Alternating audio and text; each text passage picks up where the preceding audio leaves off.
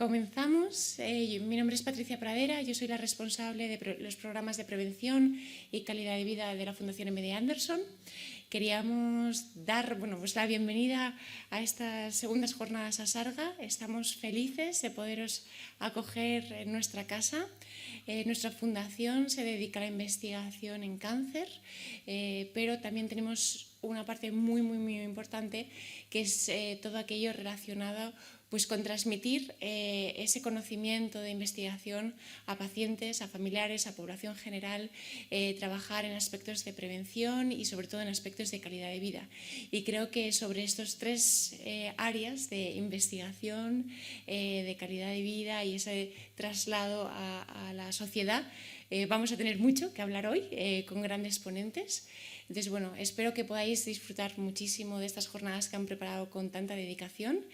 Y no me voy a extender mucho más, simplemente de daros las gracias una vez más por venir aquí, presentar la primera mesa con la que arranca estas segundas jornadas, que se llama Eje Estratégico, Acceso a un Diagnóstico Precoz.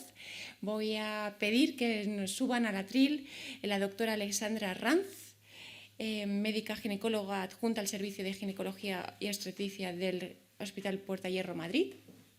También que nos acompañe la doctora Carolina Agra, que es médico patólogo del Servicio de Anatomía Patológica del Hospital Central Universitario Gregorio Marañón de Madrid, y que nos acompañe el doctor Antonio Casado, que es médico oncólogo, jefe de sección de tumores ginecológicos, tiroides, origen desconocido y sarcomas del Hospital Clínico San Carlos de Madrid.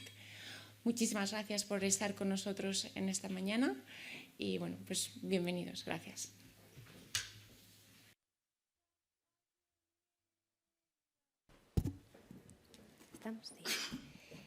Hola, buenos días. Me presento, soy Alba Díaz, vicepresidenta de Sarga y paciente de sarcoma sinovial.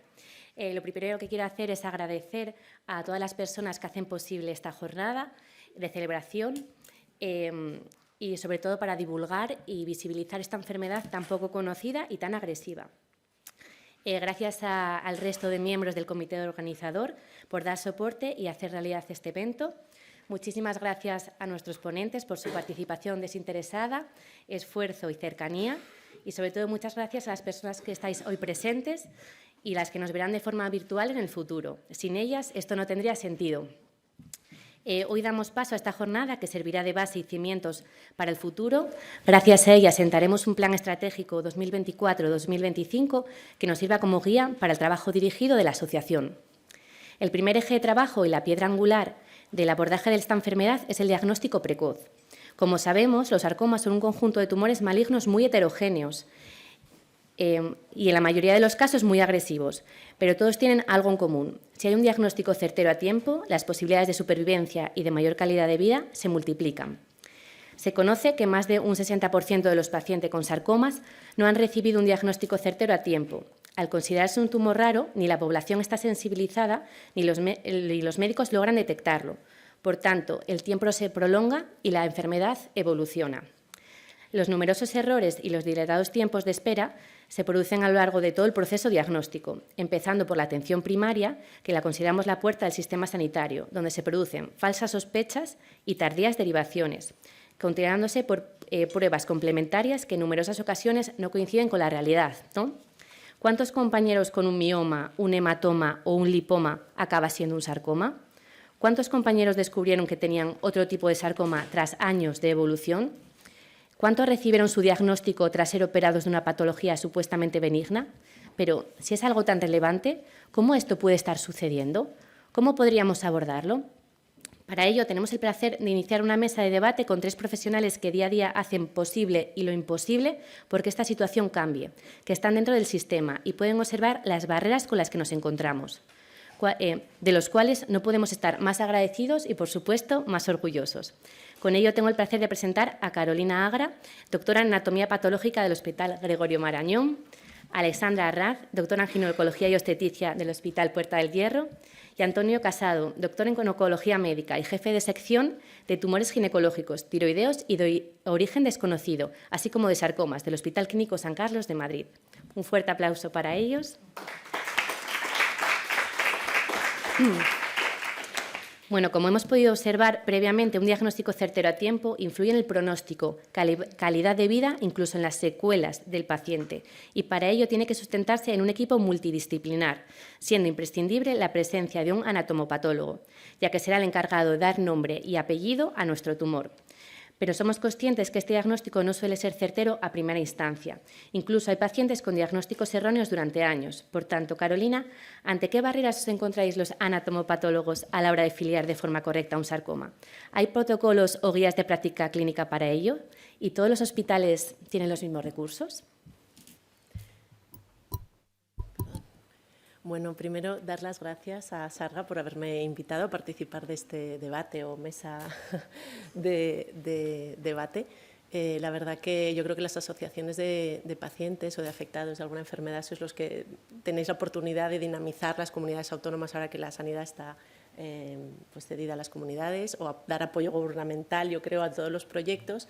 Nosotros desde Anatomía Patológica, es verdad que hace 3 años lidera la doctora Cleo Ferro Magosa un proyecto muy interesante que es el IMPERAS, que es del que os hablaré, que va sobre el impacto que tiene sobre el pronóstico y la calidad de vida de los pacientes. Por primera vez en España se ha hecho algo así desde Anatomía Patológica, sobre todo, de la revisión centralizada de anatomía patológica sobre los sarcomas a nivel nacional. Entonces lo lidera ella, que hoy pues no está aquí, pero es la que lidera. Yo estoy como investigadora principal en el Gregorio Marañón y decir que sí, que estamos intentando, como pasa en Francia o en Italia, que el diagnóstico de los sarcomas, por la complicidad que tienen, es un diagnóstico integral que hacemos.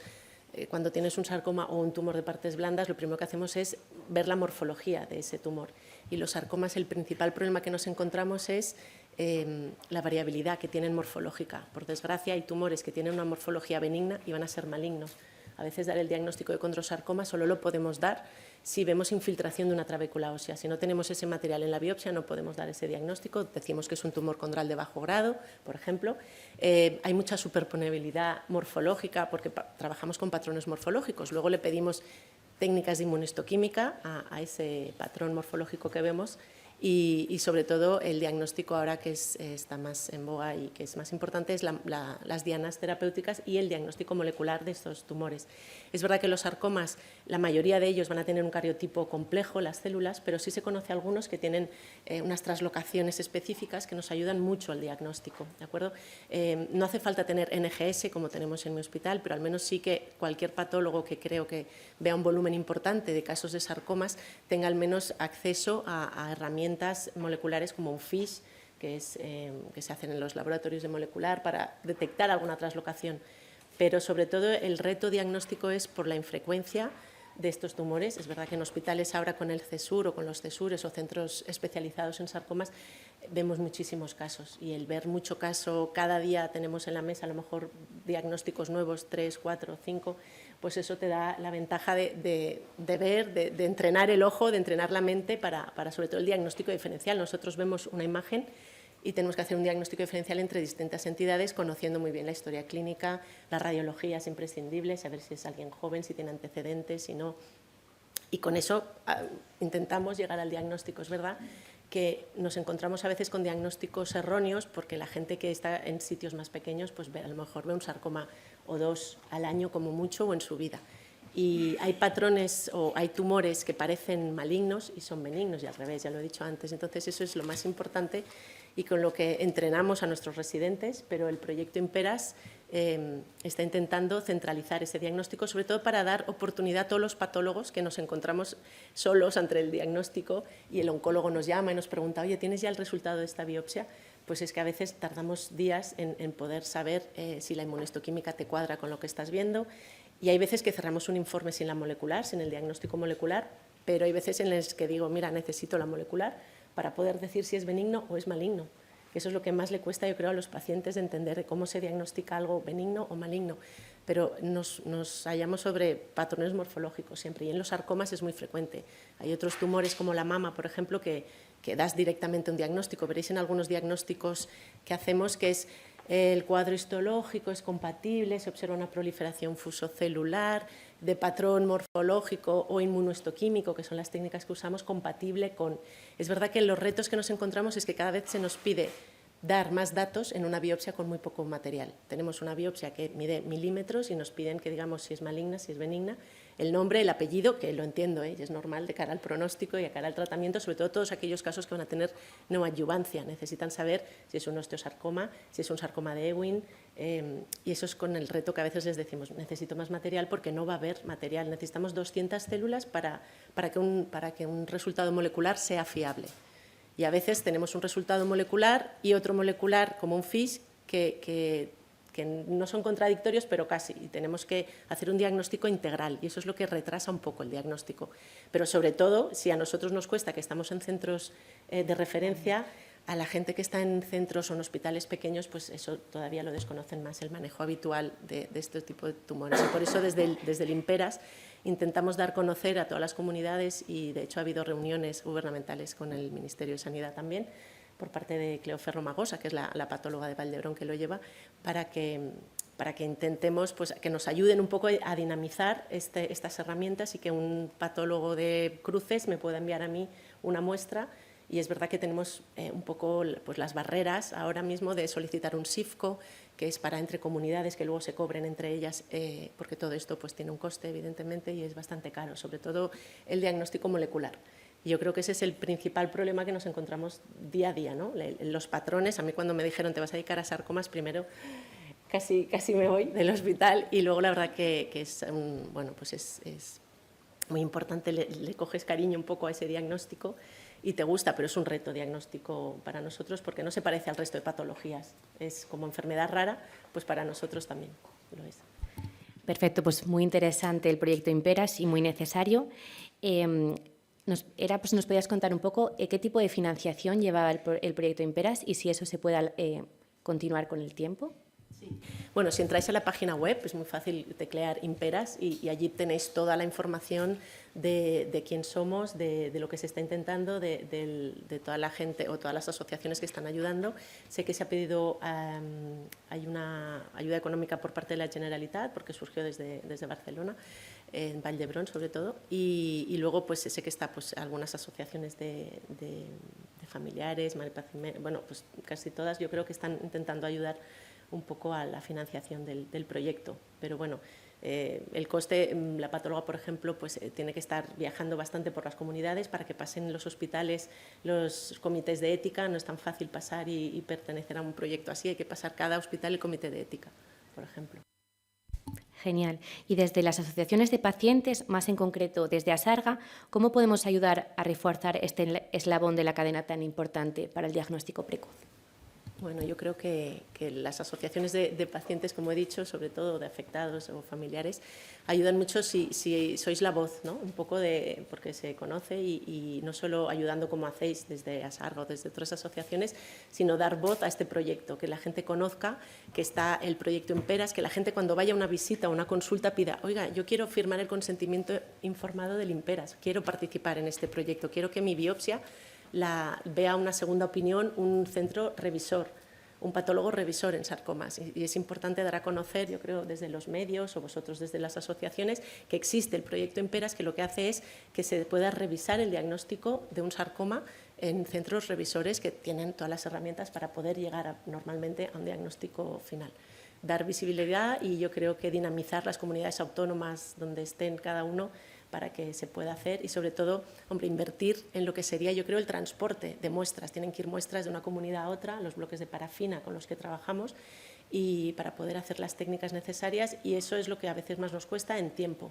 Si yo envié hace poco yo un caso a Valdebrón y lo envié hace 2 semanas y ha llegado ayer, me escribió el patólogo que la tenía en la mesa, o sea que yo creo que hacer visible este proyecto, que conozcan los pacientes o los familiares que existe el proyecto IMPERAS, se puede mirar en Internet, y que quieran firmar el consentimiento informado. No podemos dar de alta a un paciente si no tiene el consentimiento informado, y en eso es muy importante, pues las gestoras normalmente nos ayudan de casos, ¿de acuerdo? Y porque nosotros no estamos delante del paciente. Yo a veces he llamado por teléfono y les he dicho si quieren participar, pero que necesitaban una firma, una dirección de mail, porque los pacientes con esto de IMPERAS tendrán 3 encuestas al año, el primer año, perdón, desde que les diagnostican de un sarcoma, para ver esa calidad de vida de los gastos directos e indirectos que genera el sarcoma en los familiares y en los pacientes. Entonces, la primera parte del proyecto es intentar localizar todos los sarcomas que hay en España, la segunda parte es la revisión central de estos sarcomas y ver cómo afecta a la calidad de vida de los pacientes el hecho de que te hayan diagnosticado mal o bien, evidentemente.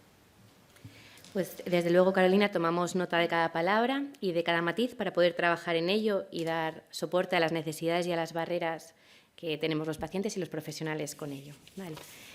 Continuamos con otro eslabón de la cadena de diagnóstico precoz, en este caso Alexandra, ginecóloga y experta en sarcomas uterinos. Como somos conocedores, los sarcomas son un tipo de patología poco frecuente y con una sintomatología difusa. Por tanto, suelen confundirse en numerosas ocasiones con patologías benignas, sobre todo en el caso de los sarcomas uterinos, que en primera instancia suelen filiarse como sarcomas. Alexandra, ¿son derivados desde atención primaria los pacientes en tiempo y forma, es decir, de forma preferente y con sospecha de sarcomas los pacientes afectados? A ver, yo como ginecólogo puedo hablar del sarcoma uterino. Desconozco por completo el sarcoma de partes blandas, pero desde luego desde primaria los pacientes sí que son derivados en tiempo y forma cuando hay una sospecha oncológica. ¿Cuál es el problema? El problema es que precisamente, en particular, el sarcoma uterino no hay diagnóstico de sospecha. El diagnóstico, la clínica que puede dar en un principio el sarcoma es indiferenciable a un útero miomatoso, un sangrado uterino anormal. O sea, nosotros en principio no hay problema con la derivación de primaria. El problema de los sarcomas es que la mayoría de las veces, el porcentaje altísimo, son diagnósticos a posteriori, son diagnósticos post-cirugía, son hallazgos de anatomía patológica, son hallazgos histológicos. A vosotros no, desgraciadamente no hay posibilidad de hacer un diagnóstico precoz porque algunas veces metemos en quirófano alguna que sospechamos. A ver, vuelvo a repetir lo que ya habéis dicho las dos, es una mezcla de tumores muy heterogéneos, es un porcentaje muy bajito, es un porcentaje bajito incluso de todas las histerectomías y entonces pues carecemos de armas para hacer un diagnóstico precoz y desgraciadamente la gran mayoría son diagnósticos no esperados y a posteriori. O sea, el problema desde primaria yo creo que no hay. Que cuando hay una sospecha, además yo estoy en la pública, cuando hay una sospecha oncológica son los pacientes derivados preferente. ¿Y hay algún protocolo o guía de práctica clínica diferencial entre patologías benignas como si fuera un mioma o un sarcoma? Pues desgraciadamente esto no es como el cáncer de cervix, que bueno, está claro, países donde se hace cribado de cáncer de cervix, el cáncer de cervix pasa a ser el quinto, sexto causa de mortalidad en la mujer, a diferencia de los países donde no hay cribado, que es uno de los primeros cánceres. Yo estuve, por ejemplo, de voluntaria en la República Dominicana y es que ahí las mujeres no les daba tiempo a tener un cáncer de mama porque la mayoría no había cribado universal como hay aquí de cáncer de cervix y la mayoría fallecían de cáncer de cervix, la prevalencia era altísima. Pero desgraciadamente para el diagnóstico de los sarcomas no hay un protocolo como tal. Lo que sí es verdad es intentar meter a las pacientes en quirófano aunque sea con una sospecha. Y bueno, lo que está claro, he estado revisando, para poderos contestar súper bien y fiablemente, he estado revisando a ver si había algunas novedades de marcadores y, bueno, desgraciadamente no hay nada. Sí podemos, pero no sé con qué gran avance vamos a tener, sí podemos trabajar mucho en la ecografía. La ecografía, que es el arma principal de los ginecólogos, es el primer diagnóstico de intención. Sí tenemos unos criterios, que son los criterios MUSA, que es un acrónimo del inglés, que son unos criterios ecográficos para estudiar toda la patología miometrial. Es una ecografía dirigida en la que tardamos un poquito más de tiempo, necesitamos un buen ecógrafo. Afortunadamente, cada vez, yo fundamentalmente soy ecografista, cada vez los aparatos son mucho mejores y cada vez hacemos diagnósticos mucho más amplios. Incluso hoy en día, cuando diagnosticamos una endometriosis profunda, la equivalencia al resultado de una resonancia con una ecografía dirigida y con la paciente preparada, con un enema rectal, etcétera, está llegando a ser muy similar. Entonces, sí podemos mejorar la ecografía, siguiendo unos criterios. Es una exploración ecográfica larga que hay que hacer siempre que tenemos una sospecha, pero aún así los criterios diagnósticos diferenciales entre un mioma y una tumoración maligna son muy bajos, al igual que en la resonancia. La resonancia tampoco tiene no hay criterios muy claros de diferenciar un mioma degenerado, un mioma típico de un sarcoma. Pues muchísimas gracias. Ojalá vaya evolucionando el tema ecográfico. ¿Y cómo podrían las asociaciones de pacientes, y más concreto a Sarga, mitigar las barreras a la hora de un diagnóstico precoz según su criterio? Bueno, pues yo creo que el primer paso es el proyecto Imperas. Está claro que cuanto más centralizado está todo, más nos subespecializamos, más sabemos, más educamos el ojo. Yo ahora estoy en un proyecto de ecografía y no os podéis imaginar, o sea, en 2 meses, estudiando mucho, practicando y quedándome tiempo y revisando imágenes, no os podéis imaginar en muy poco tiempo cómo el cerebro humano aumenta muchísimo su capacidad diagnóstica. O sea, yo ahora mismo, ayer precisamente, vi algo que yo creo que hace 3 meses no lo hubiera visto. Y yo creo que sobre todo fomentando la investigación. Buscar marcadores, porque es un tumor muy, muy raro, no tenemos factores de riesgo. La raza negra, algún caso se hablaba de toma de tamoxifeno, pero yo creo que sobre todo fomentando bien la investigación. Perfecto, pues muchísimas gracias y ojalá todo vaya evolucionando a su cauce.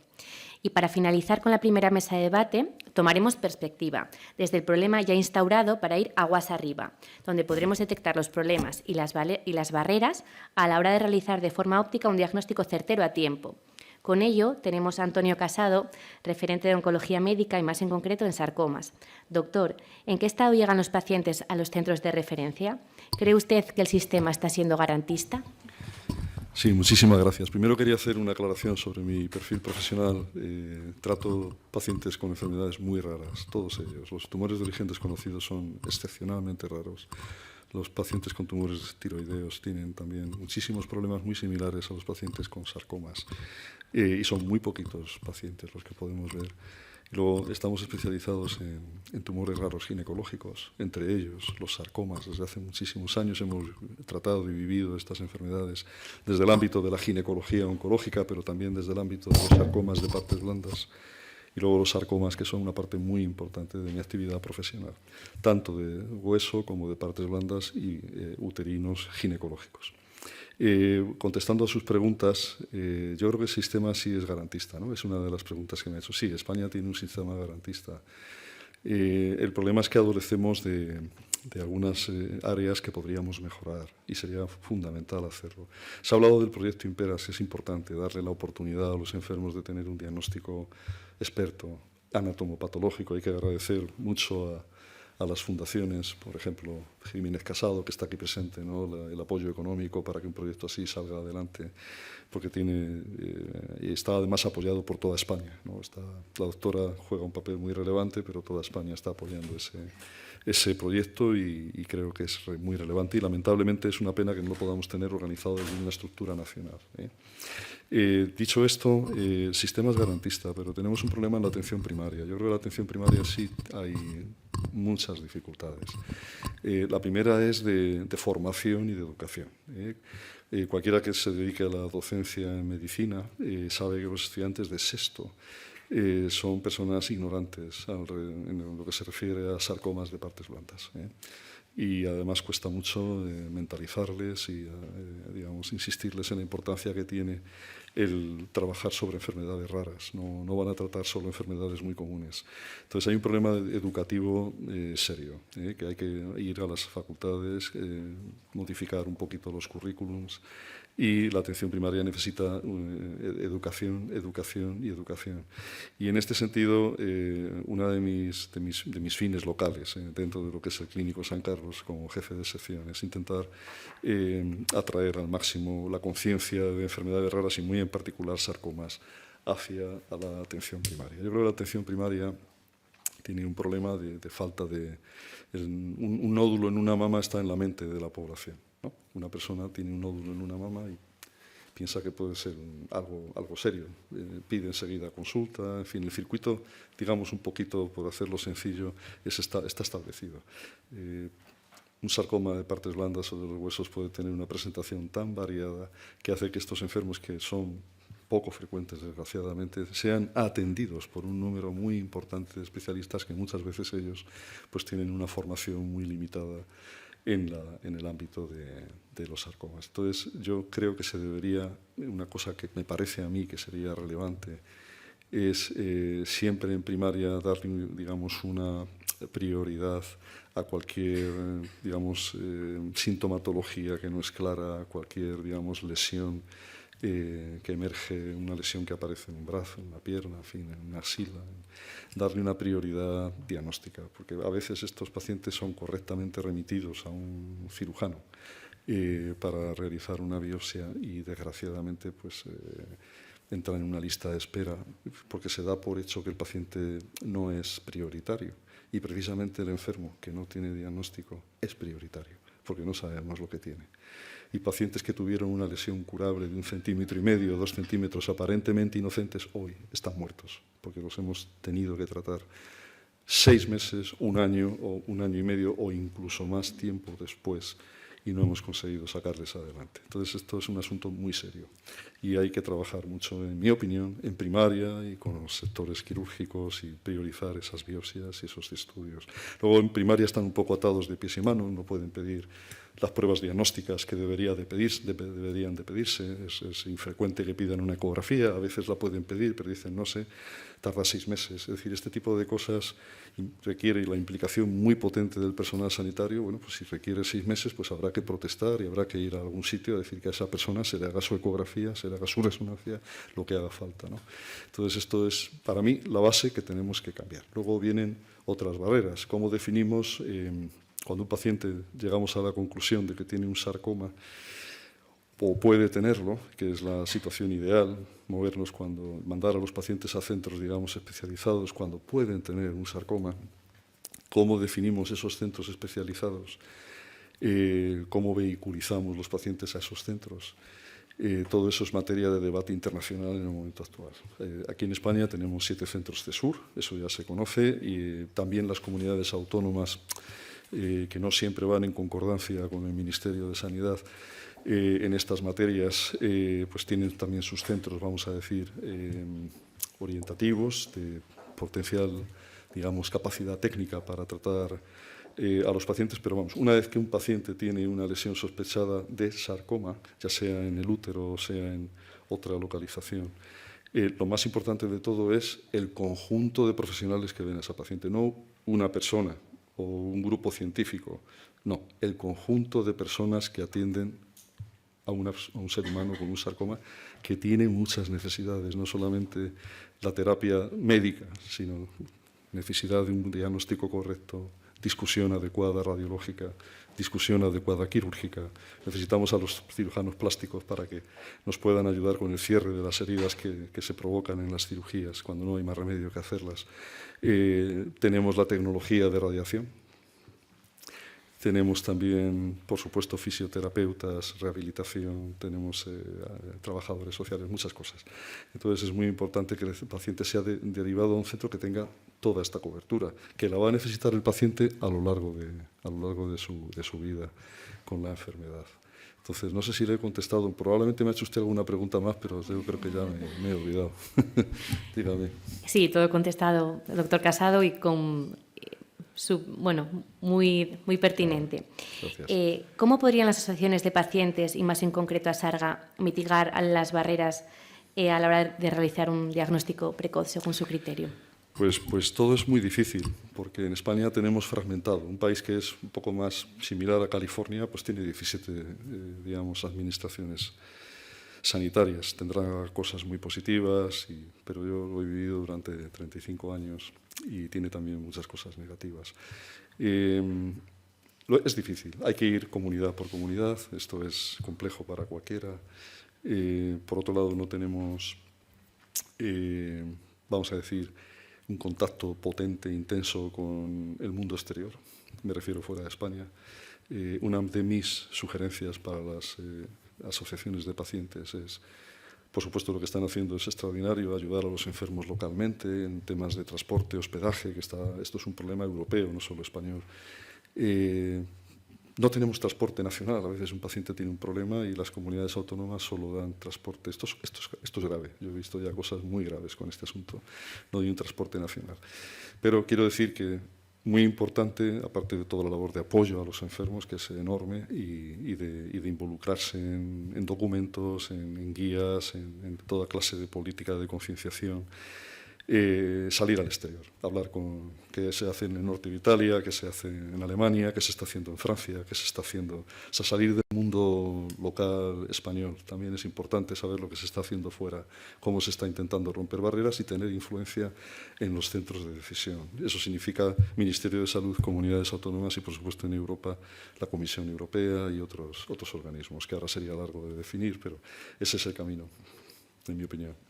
Pues muchísimas gracias, anotamos cada aportación que es muy valiosa y nada, ponemos fin a la primera mesa de debate, volver a agradecer a los ponentes por su participación y su esfuerzo y muchísimas gracias a todos los participantes. ¿Alguna pregunta tiene alguna persona del público o alguien online que también nos la puede hacer? ¿Alguno de nuestros ponentes? Sí. ¿Te damos paso? Sí. El micrófono, por favor. Ay. Sí, así lo vemos mejor. Muchísimas gracias, Antonio.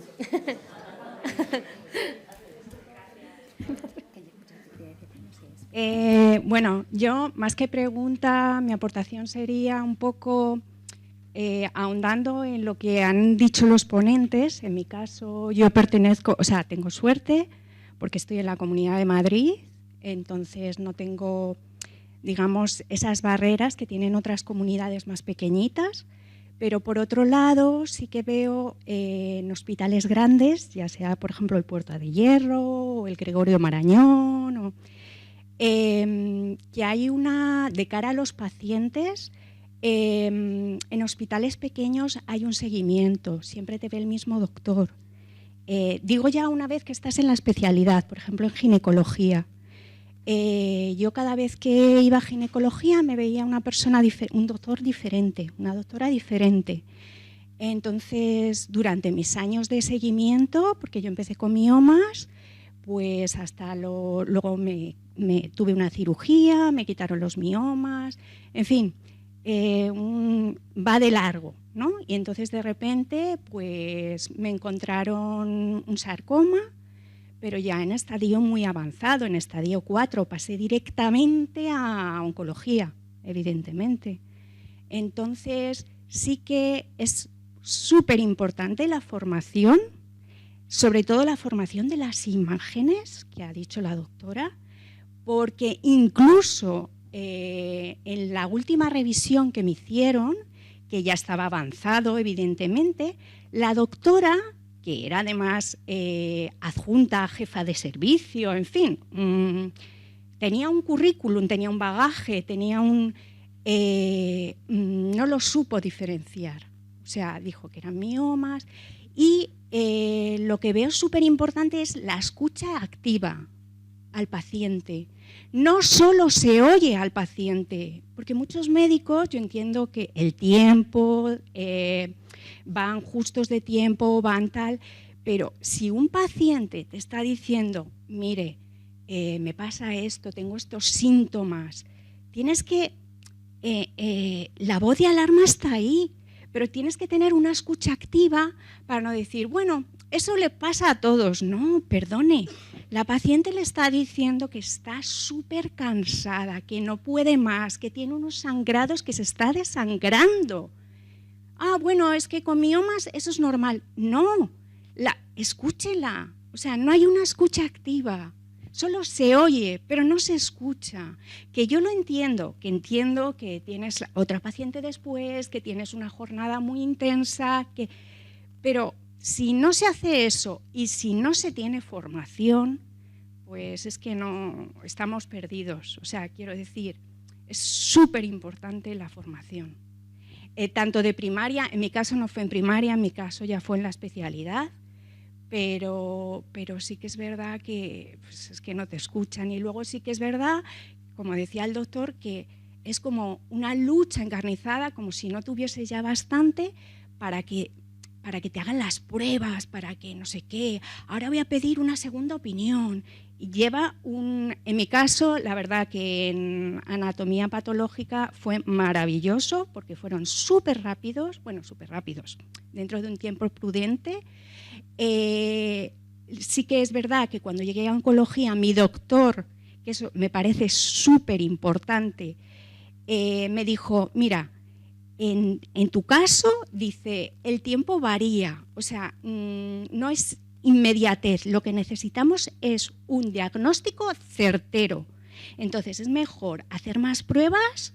De hecho, me pidió una punción en el pulmón, porque yo ya estaba, claro, ya tenía metástasis en el pulmón y demás, y luego lo cambió y dijo, vamos a hacer una cirugía y vamos a quitar una de las metástasis para tener muestra.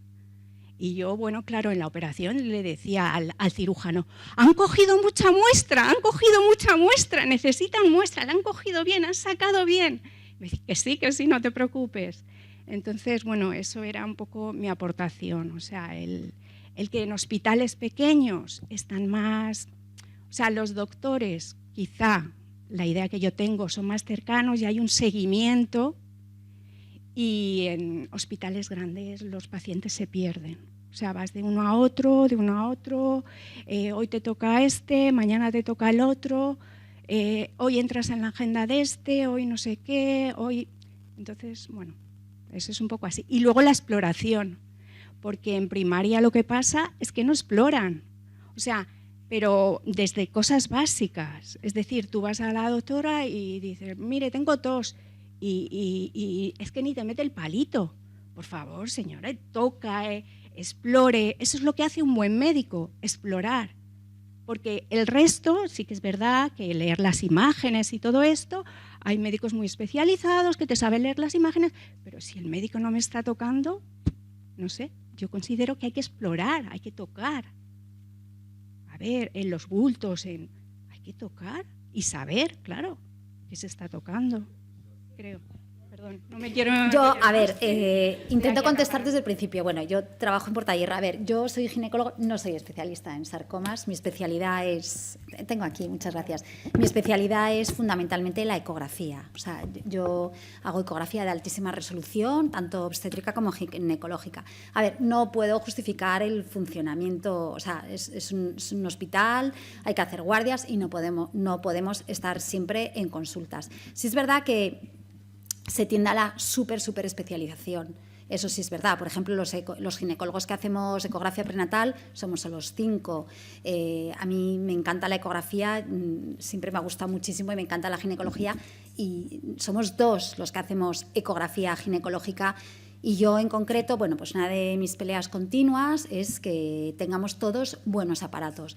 O sea, no os podéis imaginar, no quiero justificar a nadie, pero no os podéis imaginar, o sea, yo el otro día, por ejemplo, tenía un ecógrafo, o sea, es que me negué a pasar consulta en ese ecógrafo. O sea, a mí me conocen como la pesada del servicio, me da igual. Me negué a pasar consulta, entonces organicé todo con tal de que me callen. Y conseguí un buen ecógrafo. Os lo cuento porque si yo no hubiera tenido ese buen ecógrafo, yo ese día diagnostiqué dos imágenes complejas, no puedo decir 2 cánceres de ovario, es un diagnóstico anatomopatológico. Si hubiera tenido un mal ecógrafo, no hubiera podido. Y luego, o sea, no solo eso, necesitamos tiempo. Y, o sea, es que tendría 1000 respuestas. En cuanto a lo de explorar, una de las pacientes que desafortunadamente el lunes hice un diagnóstico así, estuve con ella 10 minutos peleándome porque sí que la tenía que explorar. Dice, pero es que no entiendo por qué me tiene que explorar. O sea, a ver, yo lo entiendo. O sea, nuestro trabajo no es tan fácil. Yo estoy ahora mismo, o sea, yo soy muy peleona y ahora mismo lo que quiero es cambiar el informe de las ecografías ginecológicas. Tenemos acuerdos internacionales, IOTA en el ovario desde hace 13 años, MUSA para la patología miometrial, IDEA para la endometriosis profunda. Bueno, hay 5 grandísimos consensos desde hace más de 10 años. No, o sea, me estoy peleando todos los días para hacer... Entonces yo te voy a pedir, por favor, que lo pongas por escrito, que te gustaría... Y sí que se intenta... Bueno, o sea, lo primero, estamos peleando para hacer las ecografías sistemáticas. Pero es que es tan sencillo, o sea, estoy empezando a pelearme para no tener ecógrafos que tienen 16 años. Es que no os podéis imaginar lo que cambia. O sea, la posibilidad de hacer lo que os contaba antes. Yo me he metido ahora en un campo que es que en 2 meses estudiar y en 2 meses dedicar un poquito más de tiempo, o sea, me siento capaz, que yo ya soy muy mayor, no tengo tanta plasticidad cerebral, pero he avanzado mucho, es verdad.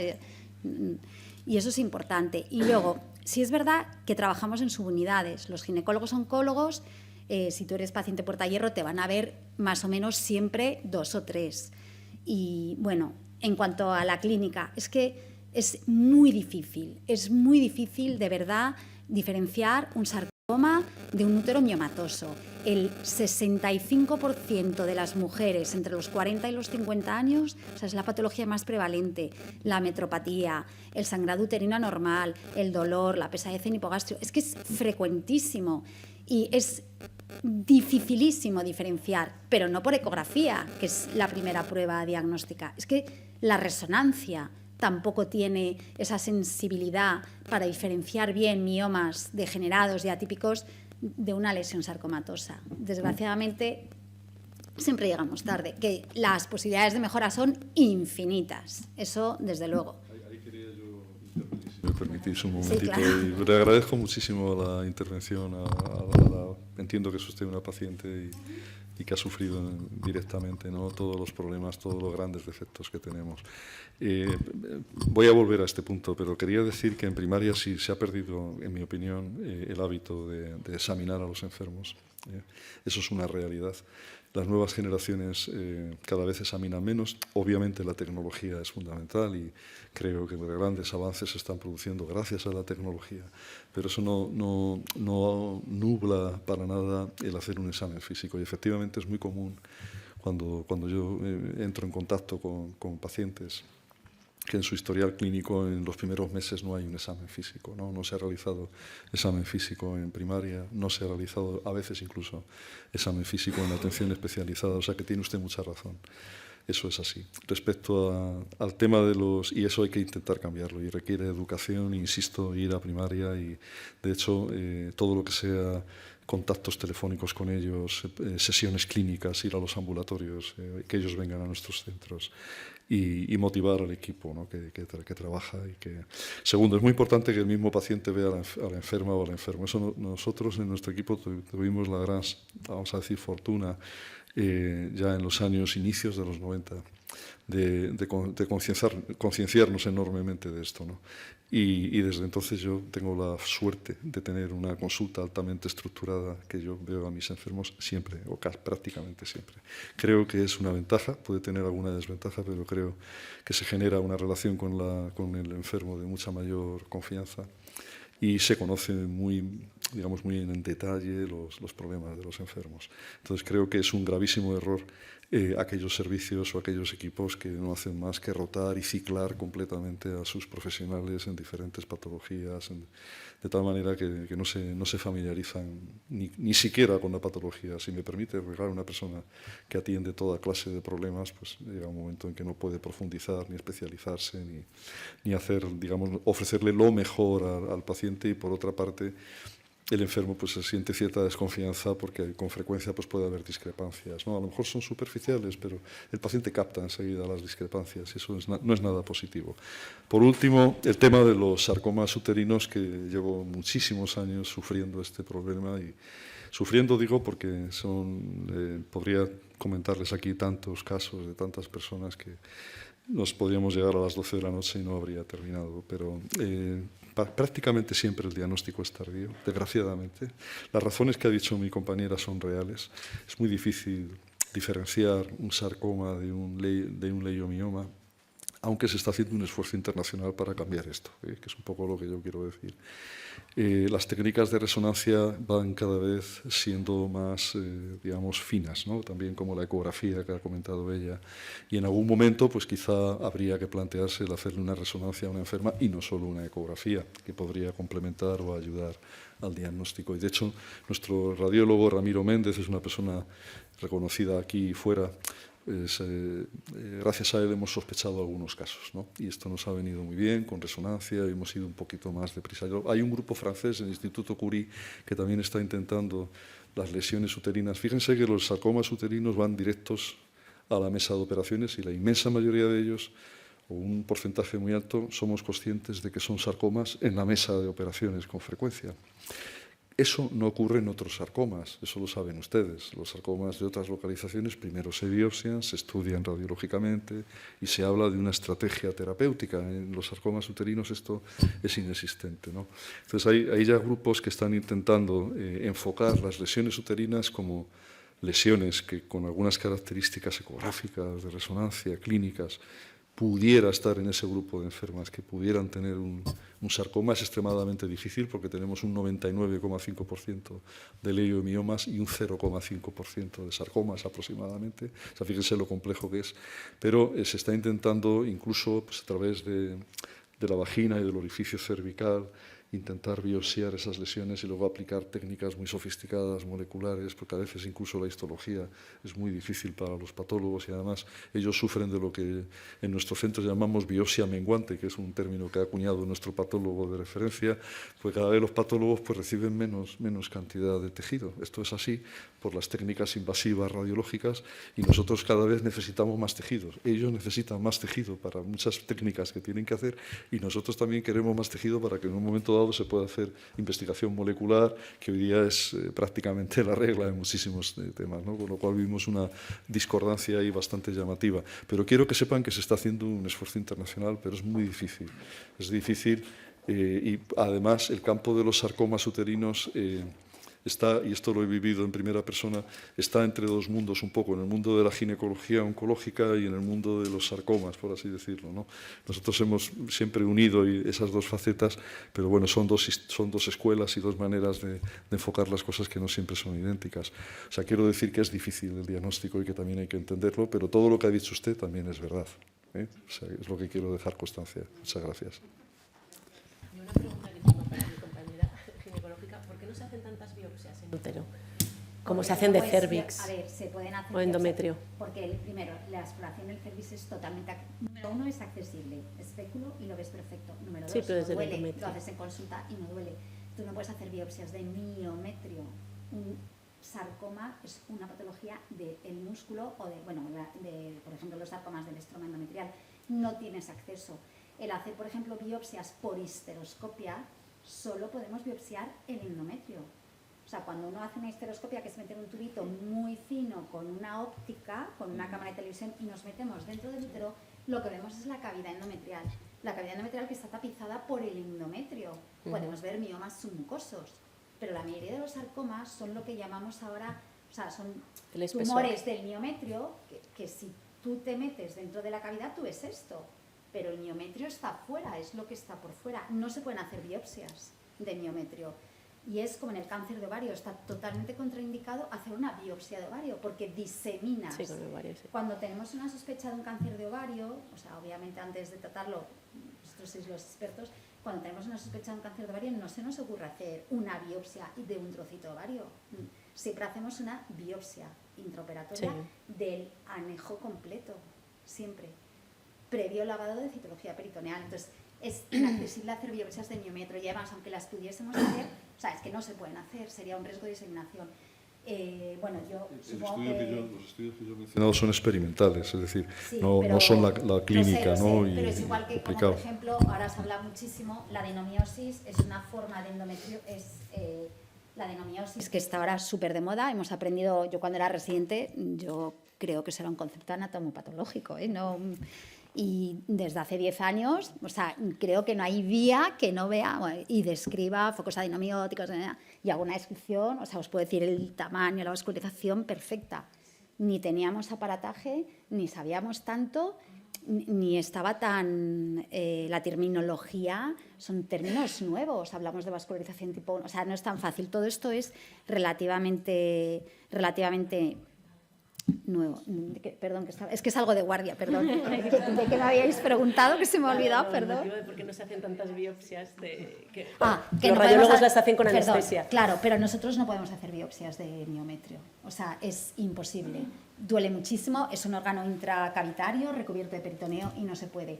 Sí, por eso decía lo de la anestesia. Exacto, ya sé lo que está diciendo. Entonces, incluso por histeroscopia se intentó biopsiar y estos focos de adenomiosis que están dentro del miometrio y que tú entras con tu óptica con cisteroscopio, perforas el endometrio para que lo entendáis más o menos y os metéis aquí, nos metemos en el miometrio y un foco adenomiótico, pues lo intentas coagular. Bueno, el resultado ha sido desastroso. Han hecho unos hematomas que llegan hasta aquí, se nos han infectado a las mujeres, ha habido que hacer histerectomías de urgencia.